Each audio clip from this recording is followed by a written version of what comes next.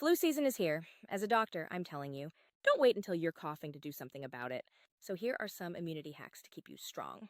First hack, shower with eucalyptus. Hanging eucalyptus in your shower helps clear your sinuses and supports your respiratory system. It's like a mini spa. Second, snack on sunflower seeds. These little seeds are packed with vitamin E, which is great for strengthening your immune system 10 times more. Then here's an ultimate hack. Sip Hey Girl Feel Better tea before bed. This tea from Amazon is loaded with vitamin C and lemongrass to support your immune system, which will help you bounce back really quick when your body starts to feel some infection. And lastly, try walking barefoot on grass. Grounding yourself with nature helps reduce stress and inflammation, both of which play a big role in keeping your immune system strong.